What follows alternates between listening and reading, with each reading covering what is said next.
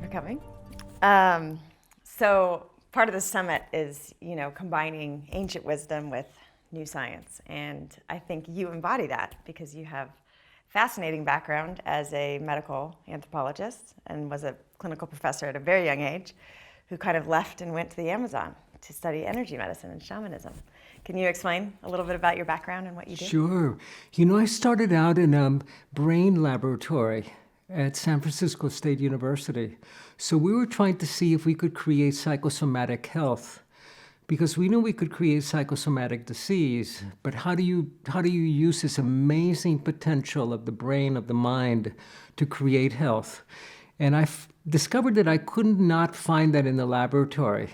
So I shut down my lab at San Francisco State and went to the Amazon to work with people that didn't have MRIs, didn't have technology, but they had the access to the resources that we have to create health. But then I brought it back to the laboratory.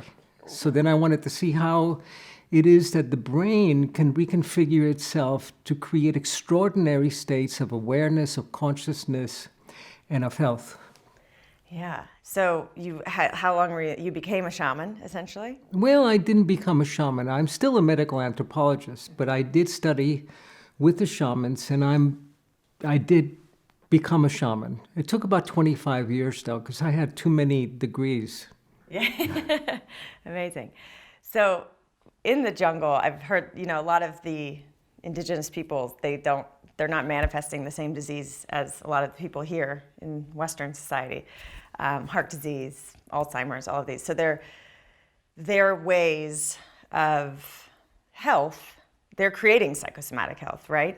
So what are the keys to... Well, the first thing is avoiding psychosomatic disease. Okay. So that's the first key. And when I first went to the Amazon, I was actually funded by Big Pharma because the Amazon is nature's pharmacy. And they wanted to discover the next big breakthrough drug for heart disease or dementia or Alzheimer's or cancer. So they funded me for 3 months, and I went to backwater villages that had never seen a light-skinned person. In fact, the kids would run up to me and they would rub my skin to see if the white dirt would rub off. Oh. And after 3 months, I came back empty-handed because every one of the villages that I went to, they had no cancer, no heart disease, no Alzheimer's. These are the illnesses of the West, of our diet and of our lifestyle. In fact, their definition of disease was completely different from ours. What was their definition? Well, see, we have over 14,000 different illnesses in the West. For them, for the shamans, diseases don't exist. Illnesses are just a definition that we give to a combination of symptoms. So illnesses don't exist, sick people do, but not diseases. Diseases really don't exist. And that's the problem that we have in Western medicine, is that we define diseases and then we define treatment protocols based on pharmaceuticals, and we're treating every disease in the same way. But now science is telling us, for example, that breast cancer is not a single disease. It's 11 different illnesses. So we're looking at dismembering, disassembling this tremendous structure that we've created in Western medicine of defining symptoms as being real illnesses, and then treating the illness instead of treating the person. And then what we end up with is a disease care system instead of a healthcare system. Right, and which is clearly not working. Which is what we have, which is Yes. collapsing. Yes. Today, so Alzheimer's didn't exist 100 years ago until Dr. Alzheimer's discovered it and named it. And what I noticed in the Amazon is that as soon as civilization arrived and people began to eat like us and behave like us, they began to get sick like us and to die the way we die. So do you believe that, I believe that our bodies, we're designed to heal, right, in every moment. We're regenerating and rejuvenating and repairing.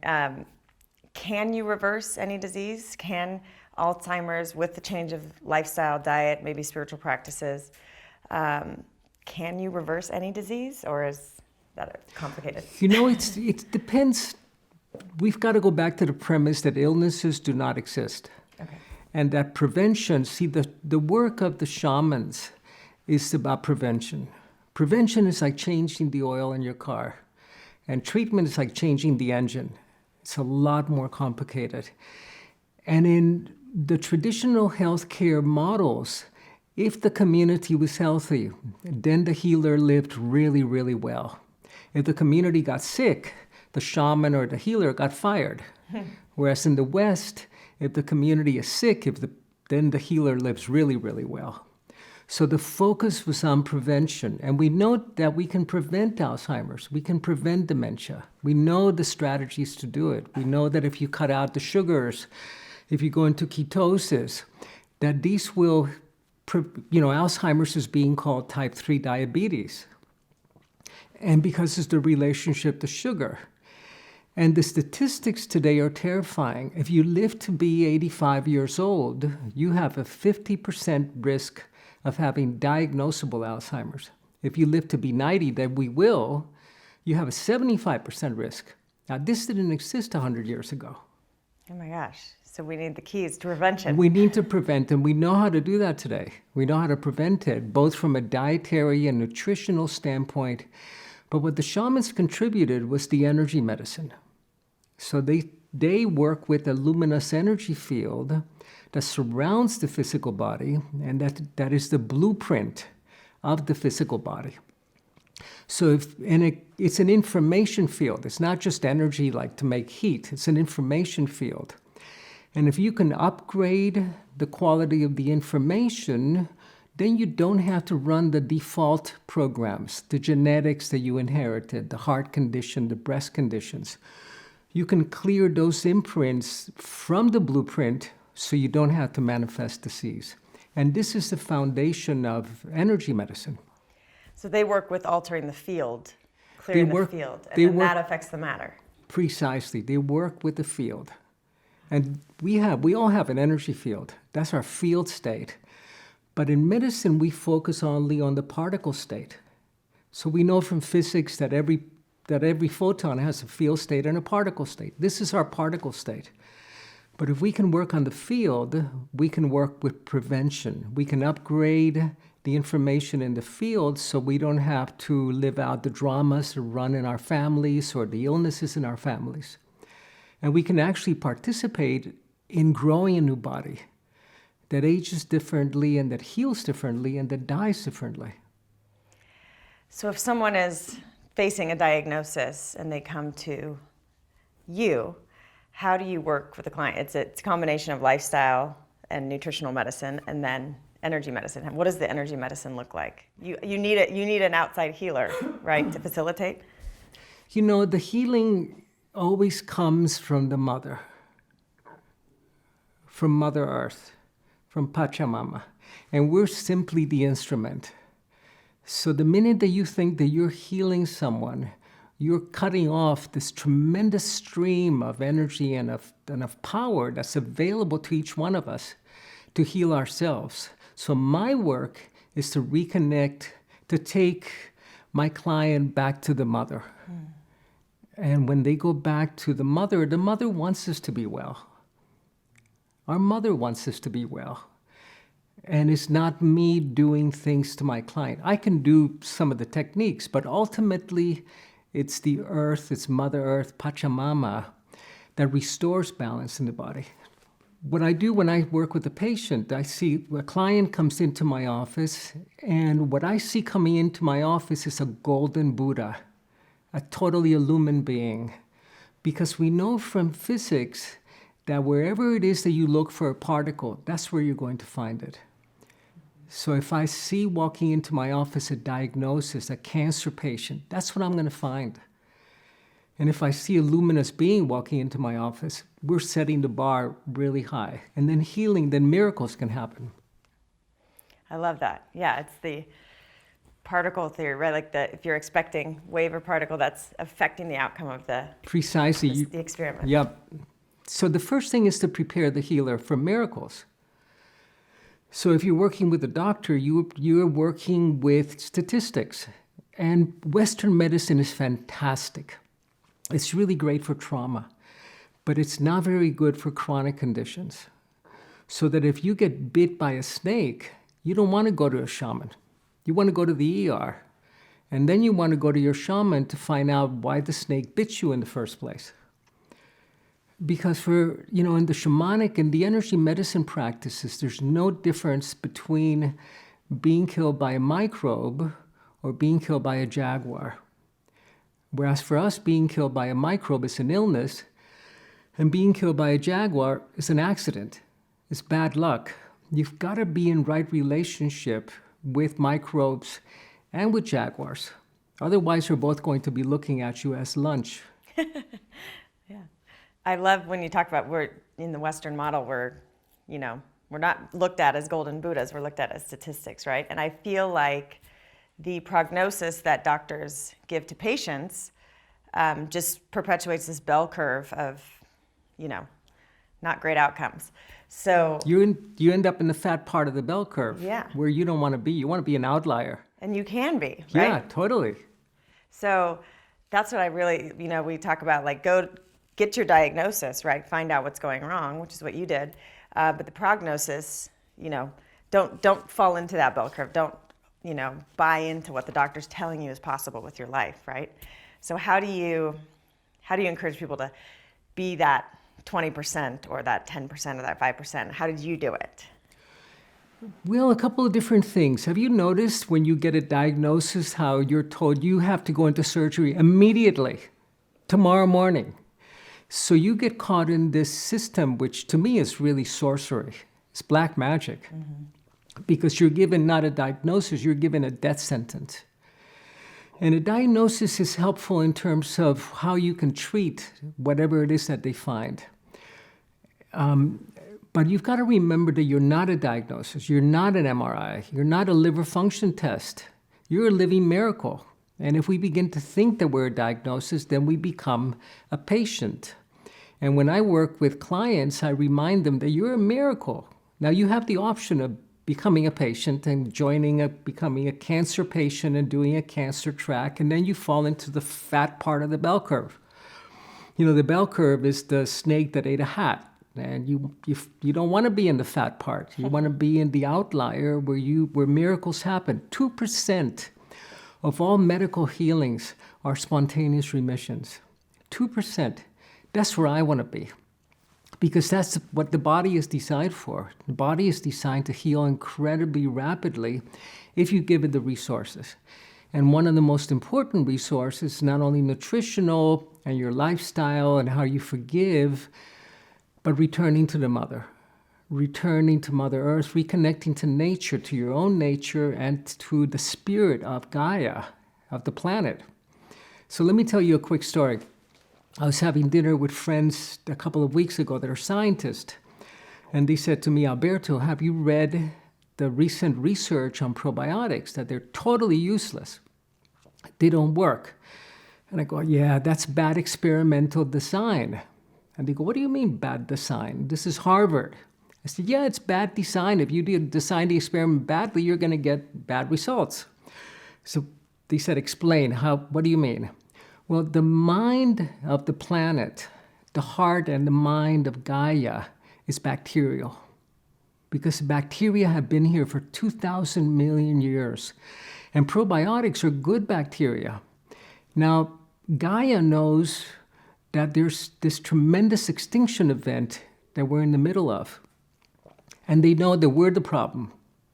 That we're the parasites that are causing so much damage in the earth. So your probiotics, you've got to talk to them. They're living creatures. You've got to tell them, look, I'm part of the solution. I'm not part of the problem. If they think you're part of the problem, your probiotics might try to do away with you. If you tell them you're part of the solution, then they'll come and they'll restore your flora and they'll create health for you. So we live in a living universe. This is a living, breathing relationship with the planet that we're intrinsically connected to, and that our healing has to do with reconnecting with that consciousness that is Gaia, that is the mother, that is the Pachamama. Yeah, there's an intelligence, right? It's an intelligence, yeah. And this is the experiment. See, we're part of a biological experiment. And it said there are 40 million species in the planet. And out of the 40 million species, there are only 2 species in which the female is able to go into menopause. In every one of the other species, as soon as the female is not reproductively useful, she's wiped out. She dies. Yikes. Except for 2 species, humans and orcas, dolphins, because we have the biggest brains, the biggest brain to body weight ratio. So we're taking part of an experiment in intelligence. Nature prefers intelligence to muscle, to brawn, to claws, to teeth. She prefers brains. And this intelligence is what we call consciousness or spirituality. So you've got to be part of the experiment. You've got to upgrade the quality of your intelligence. And if you upgrade it, then you're allowed to live a long and healthy life. If you don't, you're going to be creating psychosomatic stress and creating cancer and heart disease and dementia. Yeah, so what's coming up is like fear disconnects you from that intelligent. Fear Precisely. takes you into those other 40 million minus 2 species that are in survival, right, and instinctual. So how does fear play a role, in all of these problems that are manifesting physically? Fear is really helpful. It's a really good warning system. But the minute that it paralyzes you, it sets off a series of chain reactions that will destroy the brain, because you'll be producing cortisol and adrenaline and flooding your brain with these toxic hormones that are deadly, that will begin to shrink that part of your brain where you can have a new learning experience. So cortisol is very damaging to the region in the brain known as the hippocampus, which is where learning happens. So the minute the hippocampus is damaged, it'll shrink to about half of its size. And then you can't learn anything new. Then you live in the world of been there, done that. Then you wake up with your beloved that you've been with for 30 years and you go, who is this person in my bed? But if your hippocampus is not damaged, if it's repaired, you wake up with your beloved and you go, who is this wonderful person in my bed that we've been together for 30 years? You're able to have a new experience. You're able to create health. You cannot create health if your hippocampus is damaged. This is where we create our destiny. This is the part of the brain that regulates how we manifest reality internally and externally. And it's damaged by the stress hormones, and it's all triggered by fear. Fear triggers the fight or flight response. That triggers the production of adrenaline and cortisol that damages the brain, but we can repair it. We know how to repair it today. Okay, can you tell us how? Yeah.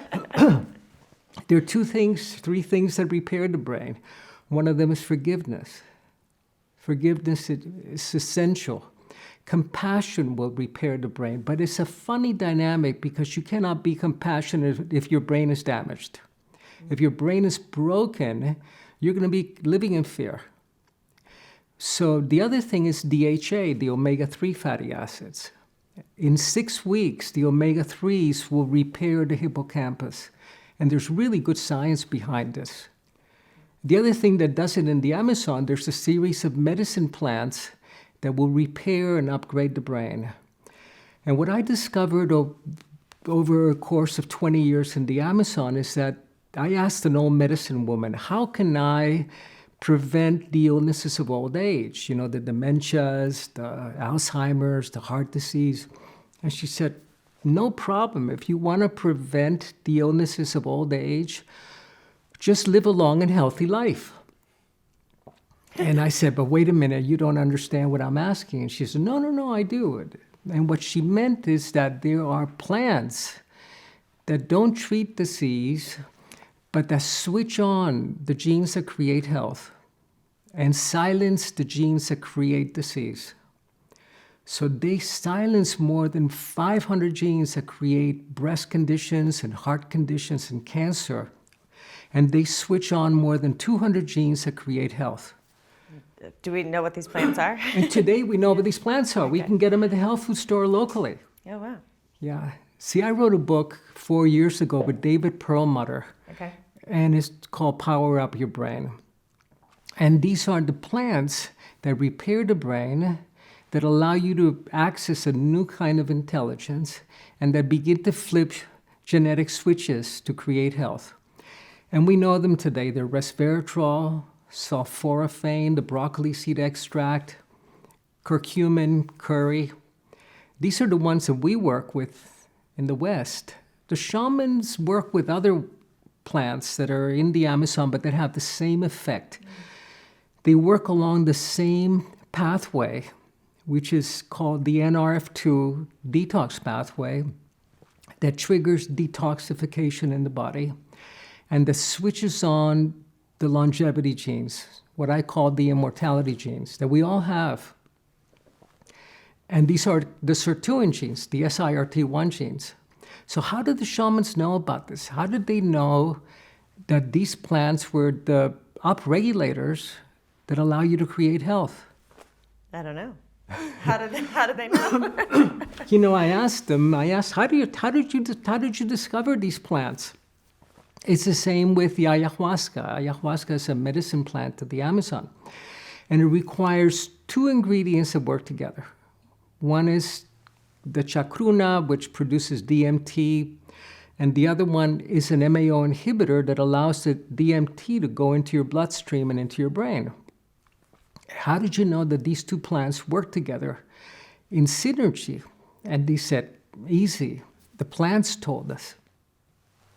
The plants told us. So this is what you mean by connecting with Mother Earth, again, in nature. And I mean, how does that look for a Westerner? Is it they have to go into the jungle and go on a vision quest, or is it as simple as just hiking in nature and finding these plant medicines? How do we reconnect with nature? How do we reconnect with nature? Well, going out for walks in nature is important. Eating organic, eating natural, blessing your food. But even more important is that beginning of a journey back to the mother, back to Mother Earth. And that's an inner process. And it begins by reclaiming your body, finding those parts of your body that you really don't like and reclaiming them. That part of you that you think people are going to, that little bit of fat reclaiming your body, saying, yes, I love my body, I love myself. You are the product of 2,000 million years of evolution. So love yourself, love your body. And then it's important to find that dialogue with the earth again. So you know that we're the only people in the planet that were ever kicked out of the Garden of Eden, that were ever kicked out of our relationship with nature, where we could speak with God and to the rivers and to the trees, and God and the rivers and the trees and the plants and the herbs would talk back to us. So we're the only people that have been cast out of the garden. You know, the Aborigines weren't, the Sub-Saharan Africans weren't, the Native Americans weren't. They were given the garden to be the stewards and the caretakers of the garden. So you return to nature by making a commitment to become a steward and a caretaker of the earth, to become an earth keeper. The minute you make that commitment, the connection is automatic. You can go for a walk through nature and enjoy nature and hear the sound of the birds and the leaves rustling, and it's beautiful. But nature will not connect with you until you make that commitment to become a caretaker of the earth. And then you have the full bandwidth of the connection.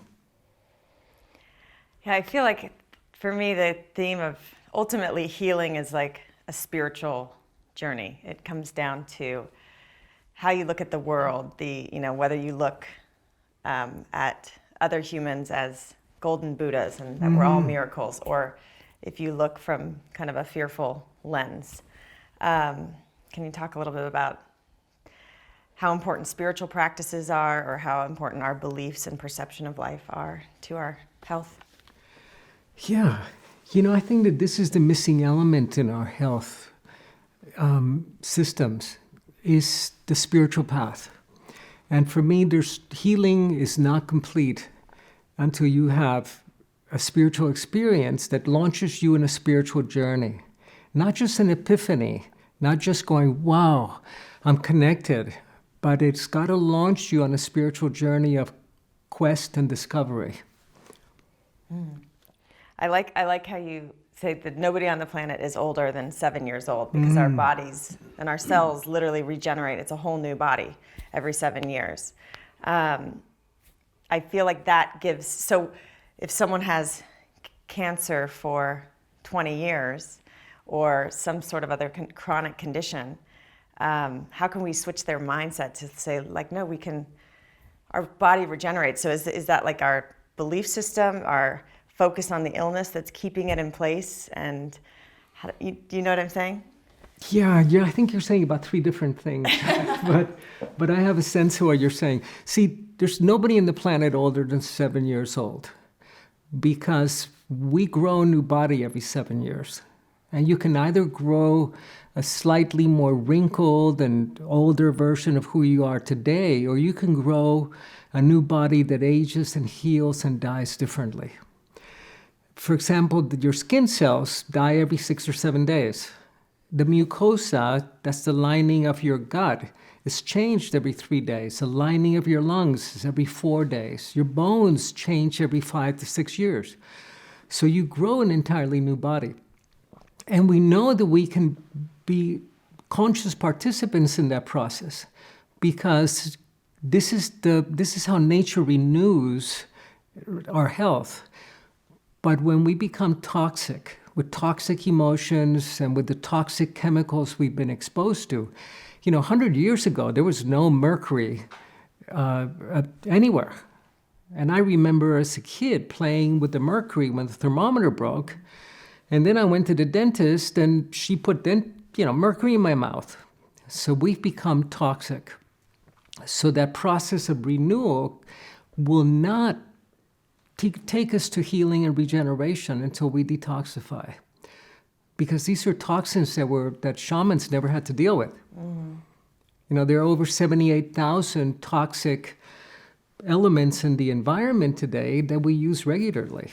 And not to, there's also the glyphosate and the antibacterial soaps that we use, and the pesticides, and the babies are being born today with PCPs in their bloodstream and their umbilical cord.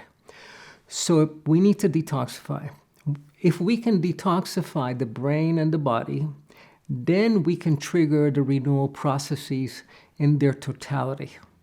And that's absolutely essential today. But we not only need to detoxify the body, we need to detoxify the emotions.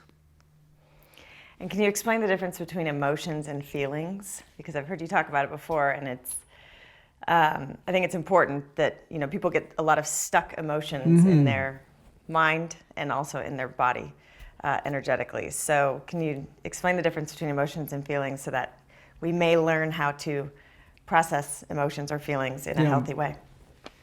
Well, for me, the emotions are very ancient survival programs from our limbic brain, our Neanderthal brain. And they're not authentic. Feelings are authentic, but emotions are these residual survival programs that don't function anymore. So that the brain resets itself every 20 minutes.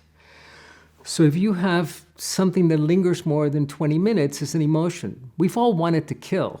If you've been married or if you've had children, you've wanted to kill.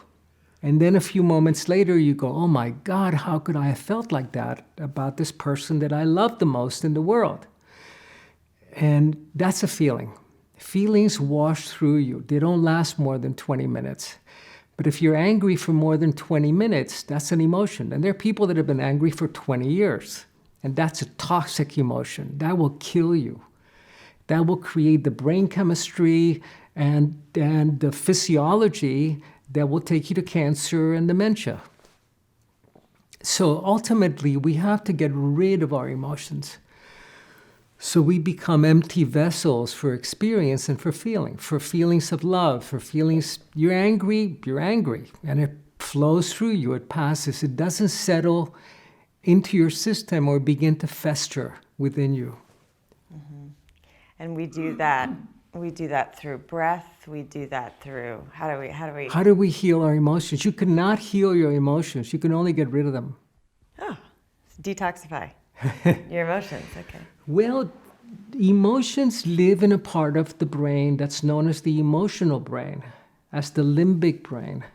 It's the Neanderthal brain. It's the one that we shared with our really primitive ancestors. And this brain can only change through ceremony. That's why we have wedding ceremonies and birth rites and death ceremonies. This is the way this brain changes. It does not change through psychotherapy. So you've got to create significant ceremony for yourself. For example, if you feel angry, you might want to build a fire, light a candle, and blow that emotion into a toothpick and set it on fire and release it. So you're actually rewiring the brain through ceremony. But if you don't have ceremony, it's like two people coming together and saying, let's have a baby. Well, but you don't really have a family until you take part of a sacred ceremony. And it's not the ceremonies of religion. These are tired and old ceremonies. It's the ones that you create and that are meaningful for yourself and that are sacred. Yeah, with ceremony, you're becoming conscious of what you need to release. Otherwise, it stays in the subconscious and you're just hamster wheel of life. Yeah. And it's getting in your body. Okay, that's good. Any other ceremonies practical tools are very helpful. Well, we work with fire. Okay. So we work with the elements, and whenever you're doing ceremony, you're inviting your limbic brain to step up, to change this programming, to change the belief structures that you have around particular things. So the way you reconnect with the beloved is you have a ceremony with them, a commitment. I love you and I dedicate myself to us. And so that you can love your partner exactly for who they are, instead of what ends up happening is that I love you exactly as I am, instead of as you are. So we create these ceremonies for renewal, for commitment, and also for getting rid of our emotions. And then they're replaced by feelings. And feelings don't last. They wash through you, but you become a vessel for experience instead of a collection of different traumas and emotions that are still in creating storms inside of you. So I love people that are watching this and may, have a very scary cancer diagnosis or MS or perhaps a mystery autoimmune illness. And I love when you the more inspiring stories or the more kind of ahas they can receive that may reflect back to them what's going on with them. I think it's helpful for them to become conscious of stuff that's going on. So do you have any transformational stories or some themes that you've seen come up, whether it's with cancer, emotional themes that people may need to look at in themselves so that they can break through? So let's take a look at cancer for a moment. First of all, from the energy medicine perspective, cancer does not exist. So what you have with cancer are cells that are breaking the prime imperative. And the prime imperative is that every cell in the body is going to work first for the well-being of the entire body, and then for their own personal well-being. So cancer cells are cells that decide that they want to be immortal, and they break that prime imperative. They want to survive no matter what happens to the rest of the organism. Now, humanity has become a cancer in the earth because we want to survive regardless of how many species we kill off or how many forests we cut down. So that's part of the problem. But cancer cells are cells that have broken that prime imperative, that they will dedicate all of their effort and energy and resources for the well-being of the whole person. And we have 100 trillion cells, so when a few of them go deviant, now what regulates cancer cells are mitochondria. So mitochondria are the fuel factories inside every cell. They produce energy, but they're also in charge of the death clock. So mitochondria tell cells when they need to die so that they can be replaced by new ones. So in cancer cells, you have mitochondria that are not functioning properly. They're not able to tell the cell that they need to die. So if we can restore mitochondrial function, then we restore the death clock and we're able to revert this process. And a lot of the direction of medicine today is going into mitochondrial medicine. How do we repair, restore, support mitochondrial function to create health? And this is the basis of energy medicine. If you create the conditions for health through your diet, emotionally, physically, spiritually, then disease goes away. You don't need to treat the cancer. Create the conditions for health, and disease does not appear or goes away. And that's why we see so many spontaneous healings. Absolutely. With cancer. Then you can become an outlier in the bell curve. Yeah. That's great. It's just always good to reframe and look at it a different way, you know? But my work is really bridging the ancient science with the cutting edge neuroscience today.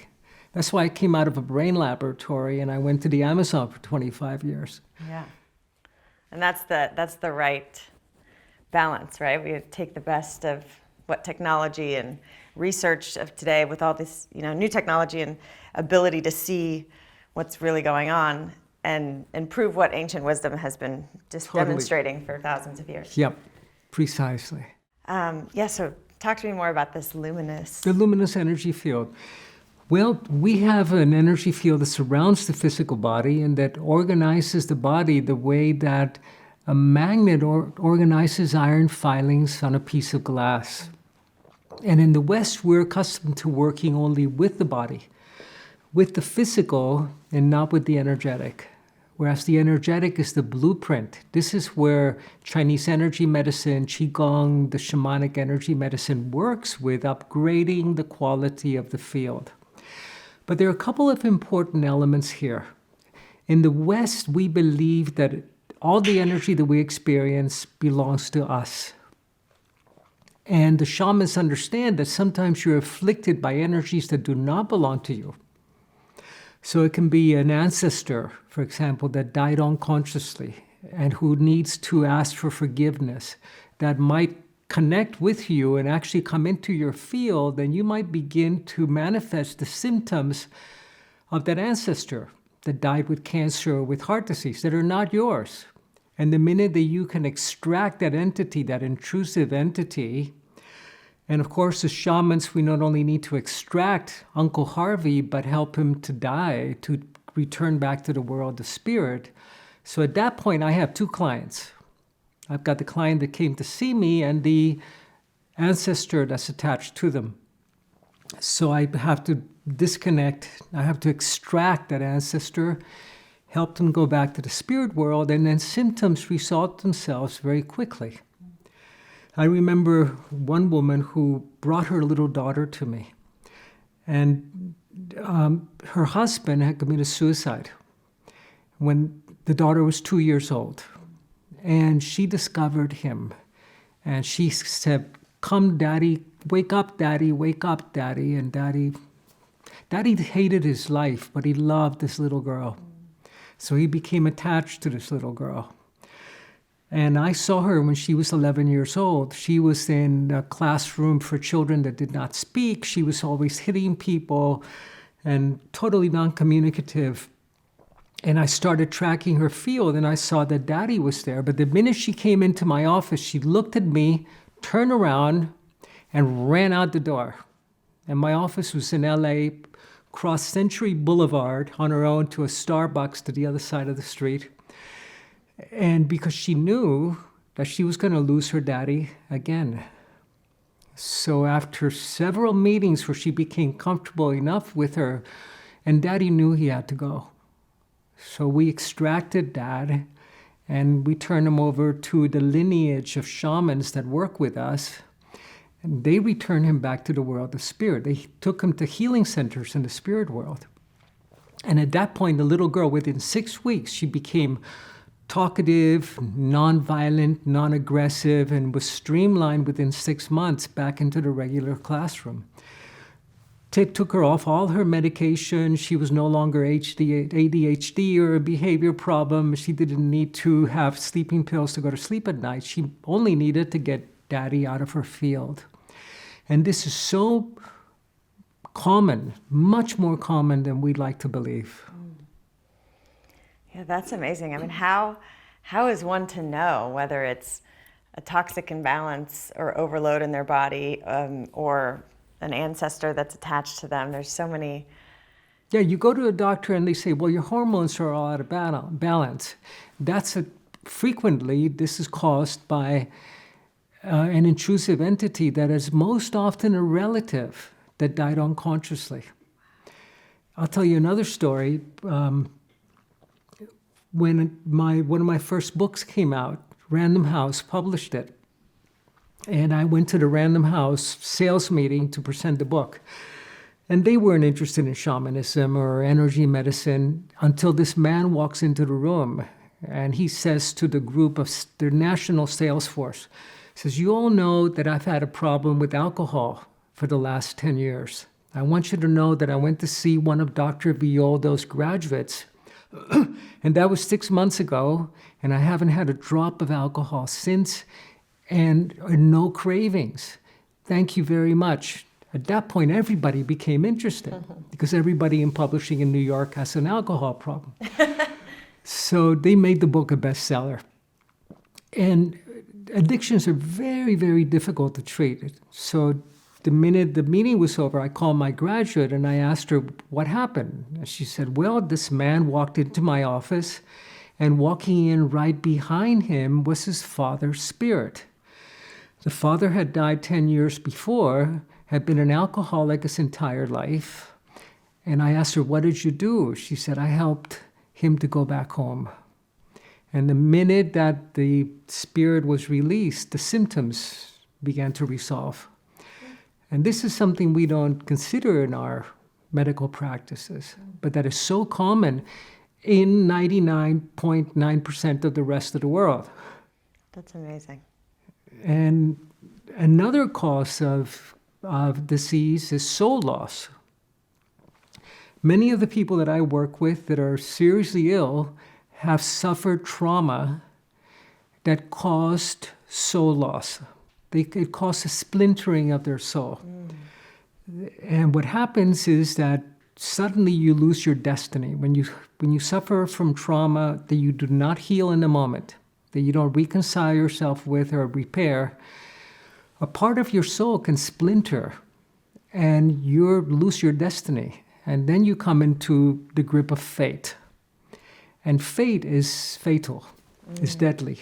It's been pre-selected for you by your genetics, by the karma that you came with, by the drama that runs in your family.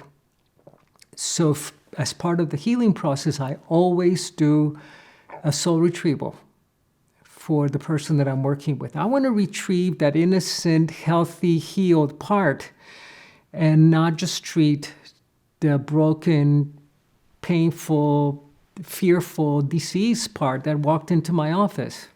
And if I can recover that soul part, that quanta of energy, that person can recover their destiny in which they can find their health again. That's amazing.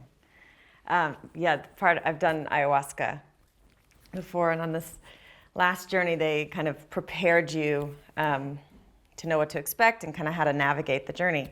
And part of it was reconnecting with your soul and healing your heart. Are like plant medicine and the DMT and the mind-altered states, are those, how essential are those to healing? Because I feel like, I don't know, it's a pretty intense experience. It's a very intense experience. Yeah. I've only done it about 400 times. Oh. So,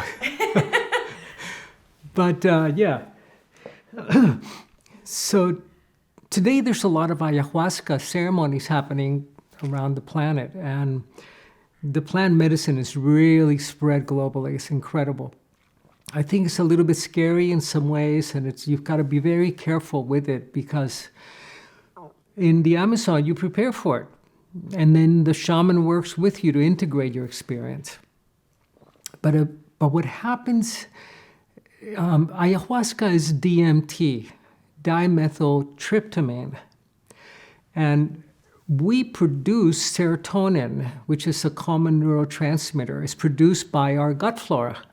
85% of your serotonin is produced by your gut. If your gut is broken through the use of antibiotics, your gut flora is not functioning, you're not producing serotonin. The formula for serotonin is 5-HT. 5-hydroxytryptamine. Hydroxy is water. Tryptamine is a tryptamine.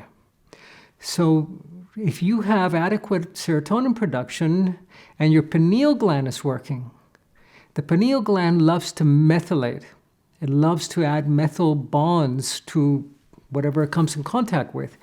It'll methylate serotonin, and it does this every evening to create melatonin so you can sleep. But if you take it a step further and you add 2 methyl rings to serotonin to tryptamine, you end up with dimethyltryptamine, which is ayahuasca.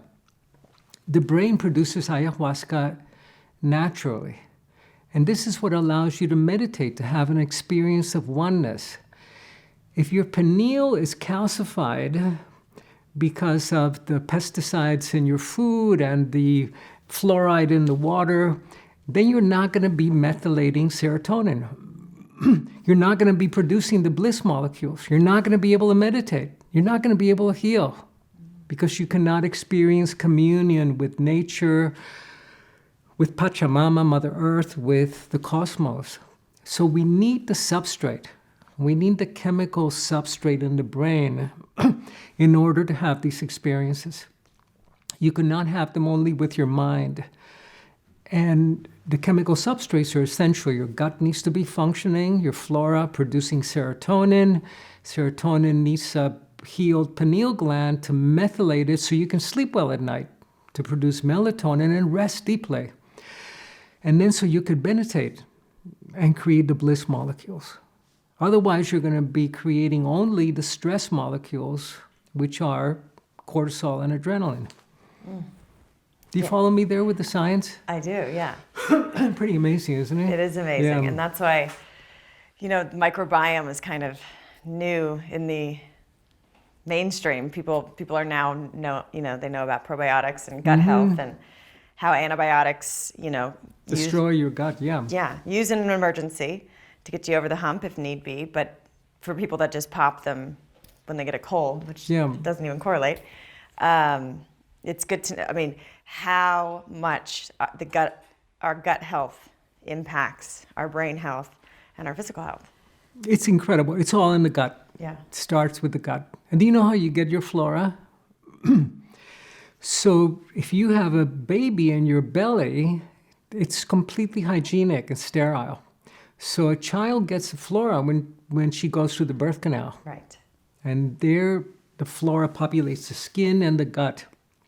And then from going out into the backyard and putting everything in their mouth. Yeah, connecting with Earth. And you connect with the Earth, and you populate your gut flora. And the flora changes all the time. So your DNA will never change. With DNA, you can modify your genetic expression. We call that epigenetics. You can do that through your food you eat, that signals certain genes to express themselves or not, through forgiveness, through meditation, or through the upregulators, the turmeric, the resveratrol, the sulforaphane. But your biome, your microbiome changes all the time. And if you can maintain healthy flora, you're going to be producing the brain's substrates that allow you to create the bliss molecules and create psychosomatic health. I want to go back to how, you talked about once you make that connection, that commitment to be an earth keeper, which is a demonstration of consciousness. I'm going to be more conscious in the world. I'm going to look at other human beings as golden Buddhas rather than this separation and fear. And then you mentioned something about telling the probiotics that you're not the enemy, you're not cancerous. Can you talk a little bit about intention and energy and Sure. and how that, how we need to be, how consciousness really dictates our whole experience? We're always dreaming the world into being. The world that we experience is a reflection, is a mirror of our luminous energy field and of our intention. It reflects back to us the condition of our love and of our intent. So ultimately, it's all about the love that you can create and the intent that you can focus. Intent is what organizes the forces of creation to manifest in a way that's beautiful, or that's cancerous, or that's deadly, or toxic. So if you can work with your intention, but your intention needs to be aligned with a higher purpose. So it's not only to create health for myself, but for all beings. And for the medicine that I practice, that's called becoming an earth keeper. I make a commitment to be a steward of all life on earth. And then all life on earth supports me. Whether it be the lettuce and the carrots that I had in my salad, or the animal protein that you ate is no longer just animal protein. You're taking in the spirit of a salmon. The spirit of the salmon is now within you. So, and you honor that, and you speak to all creatures and all beings. So your probiotics, for example, we take our probiotics and we pop a capsule. And that doesn't do anything. It's going to go right through you, because these probiotics have been dehydrated, and now they're going to wake up in a stomach that's full of acid. And they don't want to do that. So you want to open that capsule, put it in warm water for 5 minutes so they can rehydrate, wake up, and then you can take them. But before you take them, talk to them and tell them, look, I'm part of the solution. I'm here to create beauty in the world. I'm here to bring healing and to bring the manifestation of the highest good for all of humanity and all creatures. And then all creatures will support you. I love that. Two last questions. Forgiveness, you've mentioned it twice. It's very hard to do sometimes. Do you have any practical hacks on how we can forgive? I've just had a conversation with a woman who, she tries to look at her mother-in-law as the golden Buddha, but she just can't. She cannot see through that tension in the relationship. I have someone in my family I'm stuck with, and it's just, they're constantly a teacher. How can we forgive? How can we see the golden Buddha, even though they drive us nuts, or they hurt us tremendously, or they continue to do so? Forgiveness is really essential for the healing process. And it has to do with learning the lessons that life offered to you. So that you've got to remember that pain is part of life, but suffering is optional. Suffering is what happens when you don't learn directly through knowledge. And forgiveness is the way that you get back into alignment with learning directly through wisdom. So I had a student come to me and say, I finally forgave my mother. She's the most horrible human being, abusive. I finally forgave her. And I said, congratulations. But have you asked her to forgive you? And she said, why? She was abusive. She beat me. She was an alcoholic. I said, well, if nothing else, remember that you were inside her belly for 9 months and you were a parasite. You were eating before she ate. If you needed calcium, you take it from her bones. Ask her to forgive you. And simply stating that, please forgive me, is so healing. Or saying to another, I forgive you. All is well. The minute that you turn that into a statement that is truthful, because your intent has to be aligned behind it, it becomes an act of power. And then tremendous healing happens, and it's instantaneous. Amazing. So you can't go, I forgive you, you bitch. Because it's not it. That won't do it. Okay. I forgive you. Thank you for the lessons, no matter how difficult they were. And that becomes an act of power if you say it lovingly and with intent. Love and intent together, when they combine, it becomes an act of power that organizes reality to reflect a greater truth. Amazing. Thank you. So last question is, we ask what your one takeaway message is on healing. I went through a very big healing journey not too long ago in which I was diagnosed with a liver that stopped functioning. I needed a liver transplant. I was told to get in a liver transplant list. I had picked up parasites and viruses as I was an anthropologist in the jungles in Asia and in Africa and in the Americas.